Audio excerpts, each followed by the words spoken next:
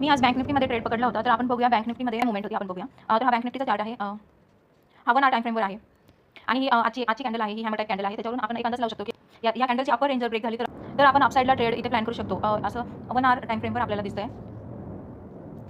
त्याच्यानंतर मी याला 5 minute time फ्रेमवर कन्वर्ट करते. 5 मिनिट टाईम फ्रेमवर मी याला घेतलेला आहे आणि इथे 5 मिनिट टाईम फ्रेमवर आपल्याला दिसते की इथे हा डब्ल्यू पॅटर्न बनलेला आहे. हा डब्ल्यू पॅटर्न या प्रकारे आहे. या प्रकारे डब्ल्यू पॅटर्न बनलेला आहे आणि डब्ल्यू पॅटर्नचा इथे ब्रेकआउट इथे रिट्रेसमेंट होऊन या रिट्रेसमेंट नंतर मी इथे एंट्री केली होती. तर प्रीमियममध्ये बघूया आपण कशी मुवमेंट झाली होती. बँक निफ्टीचा मी हा 52,000 सीचा घेतला होता प्रीमियम. तर ह्याच्यामध्ये बघूया आपण इथे मी या रिट्रेसमेंटच्या हायच्या नंतर इथे मी एंट्री केली होती. 320ला मी इथे एंट्री केली होती आणि याने 400चा हाय लावलेला आहे. तर माझी एंट्री इथे 380च्या आसपास मी इथे एंट्री एक्झिट केलेली आहे. तर आपण बघूया मी इथे एंट्री कशी बनवली. तर 5 मिनिटमध्ये आपण एंट्री कशी बनवली. इथे फर्स्ट इथे एक हॅमर टाइप कॅन्डल बनलेली आहे. इथे खालून वीक आहे म्हणजे इथे बायर्सनी एंट्री मारलेली आहे. बायर्स आहेत इथे आणि आपण जर अजून बघितलं तर 1 मिनिट टाईम फ्रेमवर आपण बघूया काय पॅटर्न बनला होता इथे आणि त्याच्यावरून आपण कसा ट्रेड केला ते आपण बघूया.